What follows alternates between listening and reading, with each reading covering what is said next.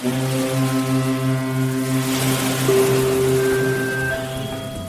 listening to the Brenton on Tour Travelcast with special co-host and four-time Olympian Mercedes Nicoll.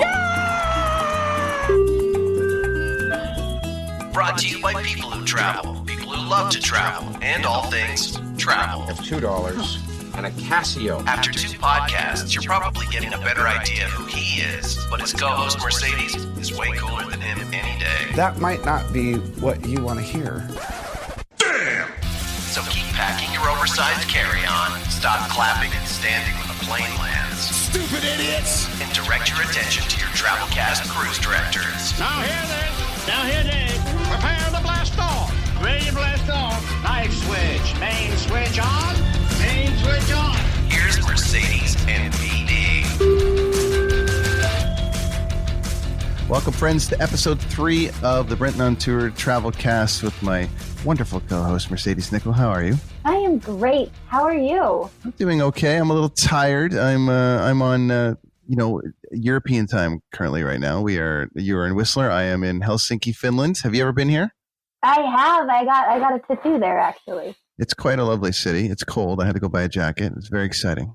But I did celebrate my birthday here, which was exciting. I went to a KHL game and got to wander around the city a bit. So it is a nice place to be. Got over to Estonia for a day and was as close to Russia as I've ever been. So it was very exciting. How dark is it? It gets dark a little bit early, but it's cold, and I understand why people stay inside a lot over here. But I've only been there when the sun came up for less than an hour. I can tell that it's a bit of a nocturnal town. Let's just go with that. Before we get into our interview with our very special guest, Shawn Matthias, former NHLer, he's going to tell us all about traveling around the world, traveling as an NHLer, getting traded, moving to a different city, getting pulled off the ice, all the rest of it. He's given us some time. His wife's about to give birth. By the time this episode airs, he's probably a brand new dad. So it's a very exciting time for him. You're recently back from Switzerland. How was your experience over there? Oh my gosh, I loved it. The Youth Olympics. I went in not unsure about them, and I came out a total believer, and it was amazing. I ate all the cheese and all the bread and loved every second of it. Well, I saw you were posting that you were running and working out and doing all the things that you do. So at least you were burning off the calories, right? Oh my gosh, we would walk so far there. I think I love that about Europe is that you just end up walking, and the next thing you know, you walk 17 kilometers in one day without even knowing it. So it was rightfully okay to eat the meat and cheese and bread. That's all they live on over here is meat and cheese and bread. So good. I know, it's the best. I mean, you go to France, and that's why when I go on tour, I call it getting down to my fighting weight. And, I got to train for 6 weeks leading into going on tour for the off chance that I'm going to eat a whole bunch of bread, which I just can't resist it, But that's the beauty about travel and traveling around the world that we are in. So it's quite something. And you touched on something where you had said that you didn't think you were a believer in the Junior Olympics. So touch on that just a little bit. Yeah, I guess I went in being like, okay, this is a very narrow age demographic for the kids from age 15 to 18.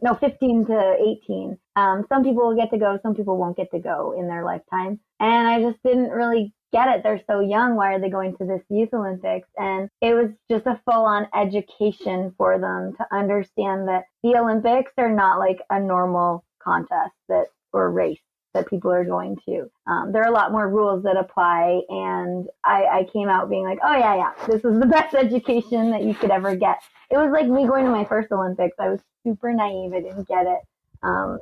And I really learned from that and grew into my second Olympics in 2010. So it's a good training ground. Yeah, it's a good place for people to start. It gets them into the process, yeah? Totally. Some of the kids, It was their first time, at a major international competition too. Some of them hadn't even left North America before. So it was cool to see their eyes just widen being in Switzerland and seeing all the sights that we saw there. Ooh, did you win an award? What was that? Did you win some kind of award? That's lovely. That's an old text. All right, it's time, my friend. We are going to get to our interview with Shawn Matthias. He's got Matthias in front. Cassian says Matthias! in on goal. Deke scores. Now here's a steal cast into the side. Matthias scores. A hat trick for Shawn Matthias. On the line, our good friend Shawn Matthias. How you doing, sir?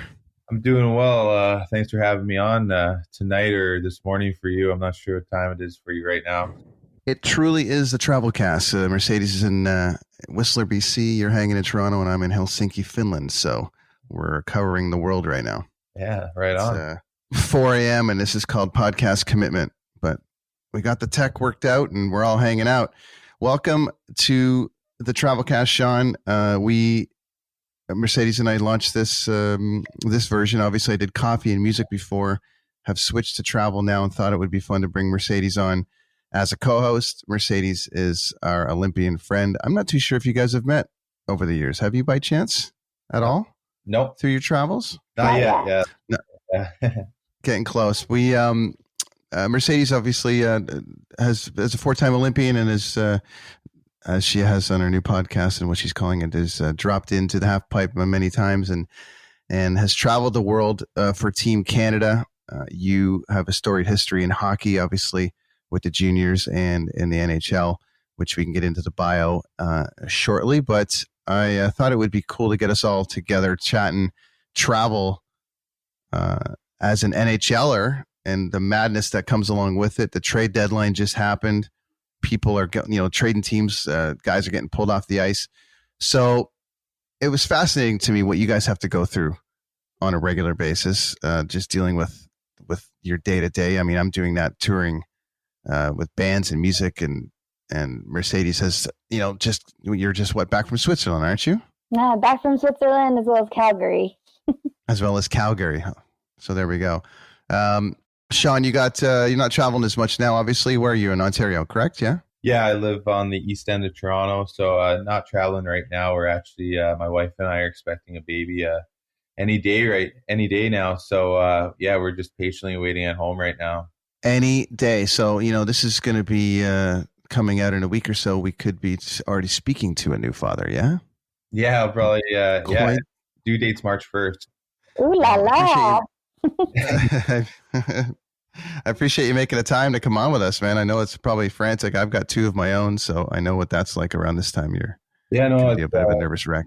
Yeah, for sure. But I love talking travel. I've traveled a lot. I've done a lot of traveling after seasons and stuff. So this will be fun. Excited to talk about traveling. Great. Very, very cool. Mercedes, do me a favor. Tell us about traveling as an Olympian in the Madison, traveling in a group. I'm sure there's a frantic approach to wrangling you all together, not too different than what Shawn has to do wrangling, 25 hockey players together. Okay, well, there is probably a big difference being a Canadian athlete to an NHL hockey player in the sense that we all, as a team for the half pipe, end up traveling together. We all kind of pitch in to get either like a condo or a house so that we can keep the budget low. We're not staying in like plush places or anything like that. And we're all trying to like be on budget airfare too. So that's probably some of the differences. Well, Shawn, you would have had to go through that in junior, right? So tell me your process, man. Like you go from junior where it's a lot of billeting, which is staying with people, right? And then moving on to the AHL, which is, one more level of travel. And then, of course, the glorious NHL. So what's your favorite part of it all? Well, the hotels get nicer. So, and you get off the bus, really. That's the best part. I mean, in junior, I spent 4 years in Belleville, and I was riding the bus all over Ontario and some parts of the States as well. But, and then, like you said about the AHL, it's more bus or commercial flights, right? I played in Rochester. We played Winnipeg a lot. So we would bus to Toronto and then fly down from Toronto to Winnipeg. So it was more budget then, but once you get into the NHL, they actually have a lot of rules with the CBA. You can't stay in anything less than a 4-star hotel and all these fancy rules. So it's you're pretty pampered. You're definitely spoiled. Do you think that was the case in the 70s? Did they have 4-star hotels in the 70s? Yeah, no, I don't think so. I think they were still flying commercially back then, and pretty late actually. Like even the 90s, some of the guys, like I played with Ed Jovanovski, and he was telling me about the travels and the hotels and just how different it was. And so after that 2004 lockout and stuff, a lot of the rules changed. And again, the next lockout in 2014, I think it was, and they just keep spoiling the players. So it's I was lucky enough to get that 5-star treatment. Okay, and then are you traveling on private jets with the whole team? Is that how it works? Yeah. We have our own. You have your own team. Your team plane. Most of the teams I was on were actually Air Canada, so you kind of like rotate. A bunch of teams have like just like 6 planes in rotation or something, but you have the same crew always, like the same girls working in the plane with us and everything, and like flight attendants and everything. But and in Florida it was like Miami Air, so. Yeah, we were pretty spoiled. I mean, you get on there, it's like lazy boy chairs for every guy. And I was actually talking to my dad. We were the other day, he was saying the funniest thing all the dads thought because we did a couple dads trips with a couple of teams I was on, and he got to experience the first class treatment. And I mean, he loved it, but he thought it was pretty funny seeing all the guys come on the plane in their suits. And then as soon as you get on the plane, it's like suits are off and all these guys just in their underwear, like 5-star treatment with all these stewardess around. He's like, you don't see this every day. So it's definitely surreal. And now being in the real world, I don't think I'll see that ever again. So, hey, Mercedes, is the difference between the NHL and Team Canada Olympics is that so they wear their suits, they get on the plane, they take off their suits, and they're in their underwear playing cards. Do you guys take off your suits and Team Canada wear once you get on your buses, and then it's just straight underwear and anarchy? Is that the difference between the two? we're on commercial flights with other people. I'd probably get kicked off the team if I took off my clothes. Well, we heard that was anarchy at the 2010 Olympics, so we'll just leave it at that. Shawn, how many countries have you played in? Did you play overseas at all other than the juniors? Did you get a chance? I just went to a KHL game for my first time the other day. Which was kind of fun. I saw Antti Niemi play, and that was kind of rad, and it was a cool experience. But have you had any experience overseas at all? I went and played in Austria during the lockout. I only played 4 games, and then I actually came back just for holidays and stuff, and then the lockout was done shortly after that. And I played under 18s in Sweden. Obviously, World Juniors was in Czech, and we started in Austria and traveled a little bit and played exhibition games all over. But with the Florida Panthers, we actually went to Helsinki the one year and started our season there against the Chicago Blackhawks. We played 2 games there, and we played a couple exhibition games there as well. So that was really cool to play an NHL game over. I think they were called like the Premier Series back then. I don't know if it's still called that, but yeah, that was really cool. The whole team got sick, though. We all had IVs, and it wasn't pretty, but it was fun. It sounds very similar to what I'm going through right now. We went to a KHL game at that arena that you probably played at, and my whole tour is sick. No one's got the corona, mind you, but everyone's sick. So it's life imitating here, which is very interesting. Mercedes, you obviously have been all over the world. You just came back from Switzerland. Let me get to you guys on travel as far as, does it change for both of you in your scenarios? Like obviously your CBA and the NHL, it's 4-star hotels, it's the Jets, it's all the rest of it. But when you're coming overseas, then this is a question for you both. Does it change the way you travel? The way is Team Canada is different than traveling internally in Canada? Is it different, Shawn, traveling in the NHL over here? Or is it basically they try to keep similar things happening for you guys? It was pretty similar. We had our own plane to go over to Helsinki. When like the whole Florida Panthers staff and everything, it was like a private jet. So yeah, I mean, they just spoil you. So it was definitely different than like even with like Hockey Canada. It's not 1-star or anything. You're just flying like commercially, like a normal flight. It's nothing crazy, but the CBA makes a huge difference. It's pretty amazing. I guess the one difference when you're traveling for like an Olympics is that you have places you have to be once you get off the plane and get your accreditation. And then it's just like the weirdest travel ever because you have certain shuttles you have to get on and they have to go through all this crazy security and like mirrors underneath the buses to make sure there's no bombs or anything like that. So it's definitely very different for the Olympics, but I mean, that's once every 4 years. That was the nice part about like playing like in the States though, like you would just walk on planes. Like you never had to like ever go through security or anything. Like in Canada, you always have to go through security, and because you play in the States, you're always kind of going through stuff. But when you're in the States and you're flying privately, there's nothing better. It's so easy. It's crazy. Are either one of you going to be able to travel normal again? That's the question. You know, That's why I don't travel anymore. I do have a question for you, Shawn. Is it like fully, I know when I was competing, it was like get on a plane, go compete, get back on the plane. You don't really get to see the country or the city that you're in too much. Is that kind of similar for the hockey world? You usually fly in like the day before, so you'll go for like dinner. But yeah, it's like morning skate, nap, then you go to the game, and then it's right out. You're off to the next city. So you don't, unless you have a day off, you don't see too much.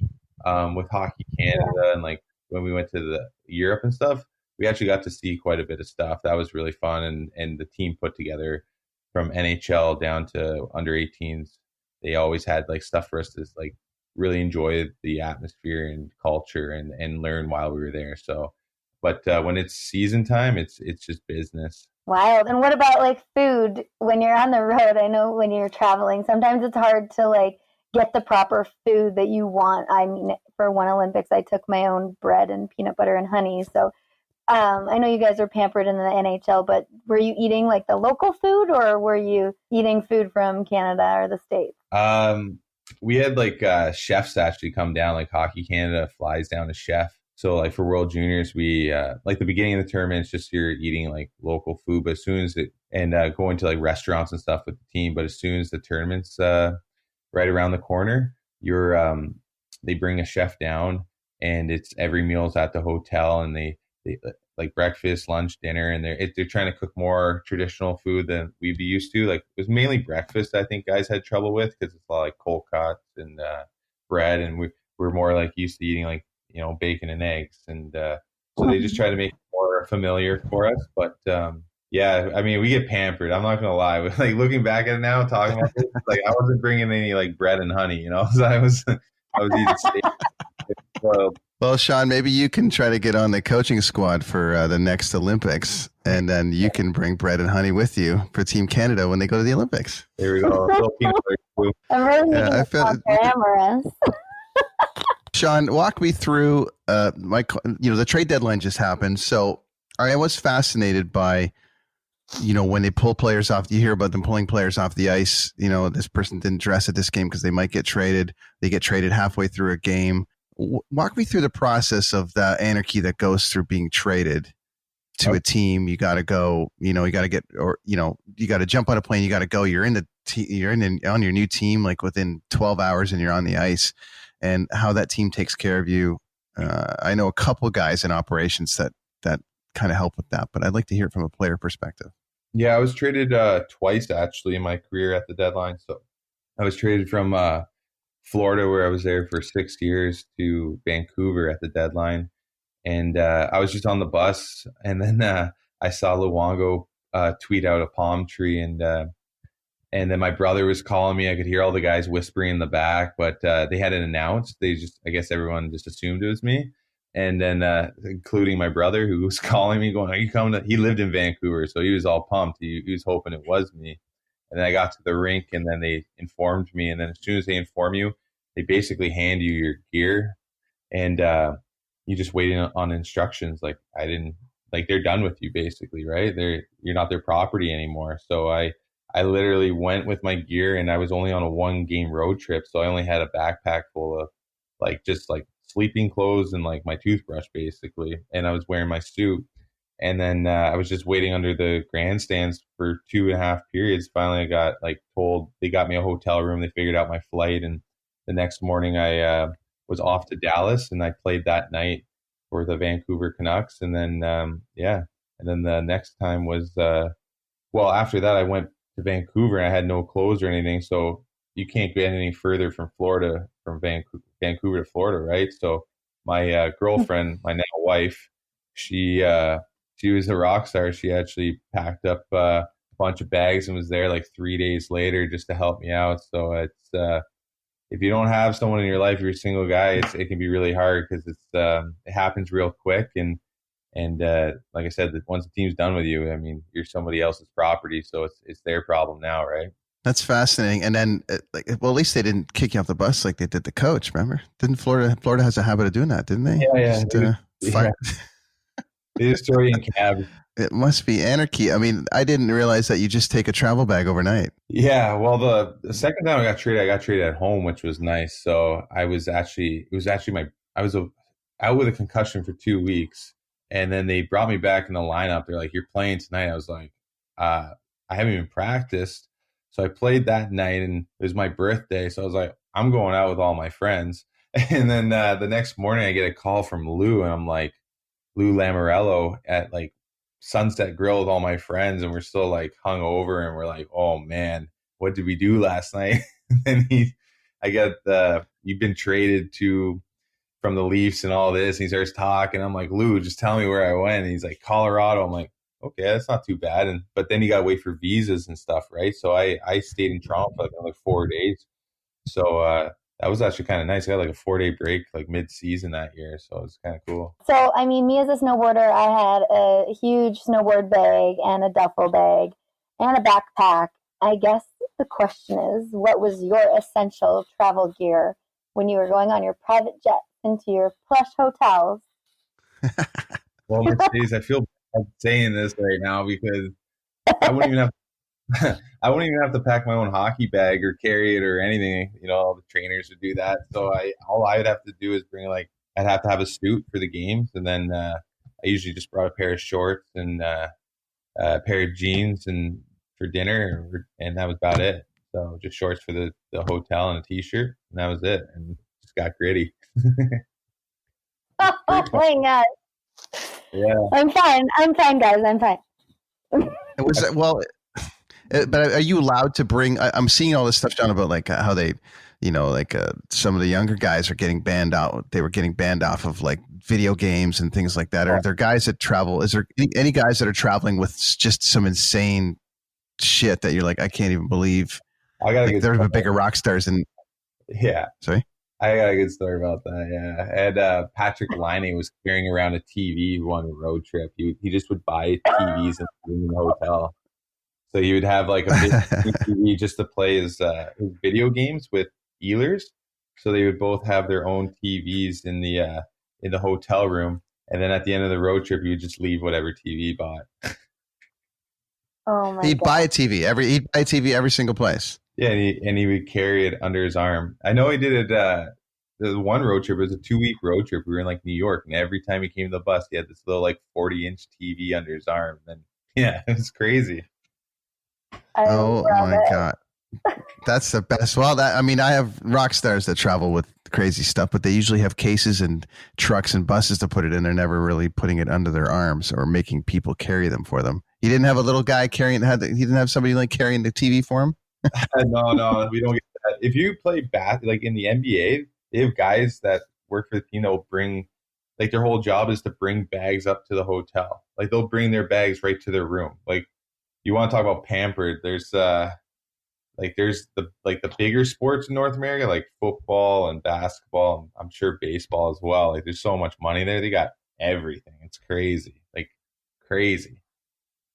I love that, like, hockey players, basketball players are all super strong, but they're not carrying their own bags. Yeah. It's crazy.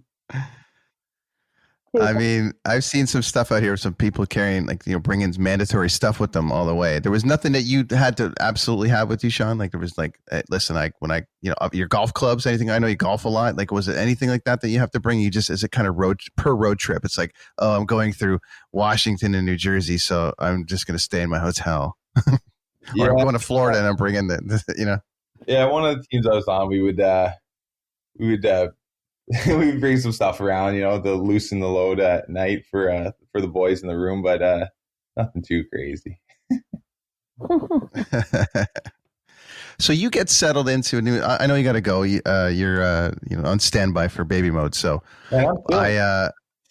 Good. I wanted to ask about when you get settled into a town. What's that process like to getting settled into a new town for you? Are they finding you a place to live? Do you got to find your own place to live, or if you sign a new deal, it's like, I'm going to be here for 4 years. I'm going to buy a place or something. Like, what is that process like for an NHL player? They don't really help you. You kind of talk to guys on team. They'll have like real estate agents they know or whatever, but the team doesn't actually help you. If you play like East Coast League and below, and in Europe as well, they'll give you a place to live. But in the AHL and NHL, you have to find your own place. I never personally bought anything in any of the cities I played. I just rented from actually a lot of former or current players in the league. And so it was usually I had, that was the best part. Like in Florida, I lived in Zubrus's house. In Vancouver, I lived in Kluche's place. So I could rent the place for just the hockey season. It was pretty easy to do. I had a roommate in Florida. It was great. So it's not too bad. I mean, there's usually some perks. Like in Toronto, you get the hookups with just knowing the guys who they know. You just got to ask questions. That's amazing to me. That I heard that story about. I don't know if you heard this, Mercedes. You guys, or I heard Sidney Crosby was living in Lemieux's house for like ever. Yeah, with like the biggest contract in sports at the time, but he was just living in his house. Yeah. Just like that's some savings right there. Oh, he's saving all right. Yeah, what was he making, like $15 million a year or whatever? So yeah, I lived at Stephen Weiss's house my first couple of years. That was cool. Like being a young guy living with him, that was fun. That was Stephen Weiss, you said? Is it like a mentorship and / you don't want to live alone yet? Pretty much. It kind of turned into that. I don't think he was too excited for it, but we had the same agent. I was pretty young when my first games in Florida was 19, and to be honest, it was just overwhelming. Like living in the States for the first time. Florida, it's very like spread out. So you have guys that are in Boca, you have guys in Fort Lauderdale, guys close to the rink. It just seems like everyone's spread all over. So it was definitely helpful having a guy like Steven there to really show me the ropes and help me out. I mean, he was a really good guy. He gave me one of his cars to drive around for a full season. And I owe a lot to that guy. Mercedes and I did a episode last week called Travel Assholes.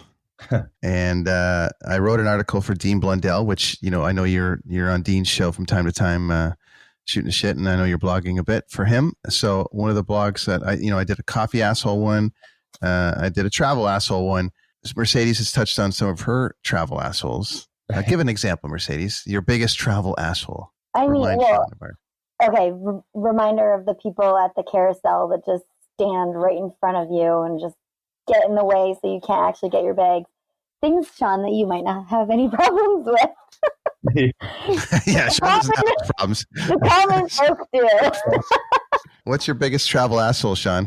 Have you been a travel asshole, or are you just like, you're gonna just discover it now for the first time? Maybe I'm the travel asshole because I'm flying like so pampered and stuff. I don't know, but one of the biggest, like, yeah, when I was with the Leafs, they forgot my bag. Like they lost my luggage. So private jet doesn't always get your luggage there too. It was a dad's trip of all places too. So we're in Florida, all the dads are wearing shorts, all the guys are wearing shorts, flip-flops, and I'm there in my blue suit still for the whole trip. That was kind of a piss off. So Shawn, I just need a quote for the press. Let me. So the quote for the press: Shawn Matthias says, "The Toronto Maple Leafs are travel assholes." Yeah, we can go with that. Yeah, that's the headline. Yeah, I won't get any pushback on that one. Oh my god, that's the best. What's next for you, man? What are you up to right now? I know you're teaching privately and doing some things. You're podcasting shortly with Dean and writing. But what's keeping you busy now? Golf. I've just been working on that swing. I mean, I've joined a golf course out here, and now I feel like I'm shooting pucks again, like hitting balls. It's just I get obsessed with those types of things. So it's I feel like a kid again shooting pucks in my garage. I just love going and hitting balls, even though it's in a simulator right now. And we got the little one coming. Before that, I was in Cabo for my brother's wedding. And before that, my wife and I actually traveled Europe for a month. And I was hiking the Alps with my dad. So we got it all out of our system before the little one comes. And now with our daughter being born any day now, I mean, I think I'm in a good space to just chill out and just relax and enjoy every moment of that. Are you teaching? You're still teaching a bit of hockey now, yeah? Not really, just a little bit, but No. I just got a couple kids I teach, just friends from the golf course. Their kids. I kind of slowed down on that a bit. It's just it's a lot more fun when you're doing the drills, I guess. Last one before we go. Mercedes, what's your favorite country in the world to travel to? No, that's such a hard question. I can't choose just one. Can I just choose all of Europe? We asked the tough questions. Wait till I ask Shawn what his favorite NHL team was. Hold on one second. Anyways, Mercedes, Mercedes, what was your favorite country to travel to? You got 5 seconds. I'll go with England because I have family there. Gonna go with England where there's no snow. Gotcha. Shawn, favorite country in the world to travel in? New Zealand. Ooh, good answer. Good answer. Shoot. I like it there too. You already said England, so you're stuck with England. But Shawn's going with New Zealand. Shawn, thank you so much for the time, man. Good luck with the newborn and the process, and best of luck to your wife and everything that she has to go through in the coming days or weeks. And we could be, by the time this airs next week, you could be a new dad. So all the best to you for that. Yeah, thanks, Brent. Thanks, Mercedes. It was a lot of fun. Matthias out of the net, out of the penalty box, has a break, and he scores! Right out of the penalty box, Shawn Matthias. A very exciting time for him. We truly covered the travel as best we could with you being in Whistler, him being in Toronto, and me being in Finland. So this is a true travel cast. One of the games we're going to play as we roll through here, I want to give our listeners some factual things from around this globe of ours. So I want to do some rapid fire travel facts. Facts, just travel fact thing. I'll get Mike to play some what are we going to do? Mike, our producer in Toronto, we're going to get him to play some what are we looking for? Like a stopwatch? Is that what we want to look for? Yeah. What do we think? Yeah, I think that's right. So you've got some facts in front of you now, yeah? I do. Okay. So we're gonna get going here. I'm gonna just start randomly naming facts. We can touch on them if you want. This is a little game called Travel Facts of the Week. Here we go. Mike, please start the stopwatch and go. Mercedes, did you know that France covers more time zones than any other country on the planet? I feel like I did know that. Am I giving you an award? Do I give you something for that? I think I should get a cookie. All right. Cookies on accounts payable. Your turn. Go. Brent, did you know that Canada has over 3 million lakes, and that's 60% of the world's total? Mercedes, I knew they had 2 million. I didn't know they had 3 million. So if you win that one, another cookie for you. Ding, ding, ding. So I'm currently in Finland. Did you know, Mercedes, that Finland has almost 180,000 islands, more than any country on Earth? You didn't know that. That would be cool to go to one of them. I did take a ferry yesterday and went to Estonia, which is not technically an island, but I did go on a ferry and passed an island, so I get the cookie. Okay, there you go, winning. All right, Brent, did you know there is a town in Norway just called A, as in the letter A? I had no clue. Good for them. It really simplifies the mail. It simplifies. Where do you live? I live in A. But how would you? Where do you think? Can you spell that, please? A. And they'll be like EH, like Canada A. Or That's right. The letter A. That's where I want to live. I want to live in A, Canada. EH. That's crazy. This is a good one. Every penny that's thrown into Rome's Trevi Fountain is collected every day and donated to a number of charities locally. I respect that. I need to go. That's a nice there. way to go. I need to go there. That's a nice way to go. That. Yeah, for sure. Maybe they can donate to the Team Canada Olympic charity and get you guys on some private jets. Yeah, we need all the help we can get. All right. Did you know Dubai owns 20% of the world's cranes? 20%. Yeah, they must be doing a lot of work there. How many? Well, then how many cranes are in the world, Mercedes? That's the real question. I feel them everywhere, though. They're building like crazy, so that makes sense. I'm going to go with one last one here. Russia Wow, this is an interesting one. Russia is bigger than Pluto. Didn't see that one Did coming. we know that? Nope, not at all. Not at all. Fun fact. What's your fun fact? Oh, I thought you said that was the last one. You want one more? It's 4 in the morning. I'm fucking barely awake, so go ahead. You get the last one. Oh, okay. Let me find a good one. New York is actually further south than Rome is. Really? I don't know. I'm going to have to look that one up, but that's what it says right here. Yeah, for the record, the Brenton on Tour podcast does not claim that any of these facts are accurate, but we didn't make them up either. So, thanks for joining us this week on the Brenton on Tour Travel Cast. You can catch Mercedes Nicoll at where? Tell our friends. MercedesNicoll.com, Mercedes Nicoll, Nicoll, on everything social. Very fun stuff. Thank you, Mercedes. We will reconvene next week and do this all again. Yeah, get some rest, buddy. It's load-in time. Gotta go, eh? Gotta go load in a show. We'll see you soon. Bye.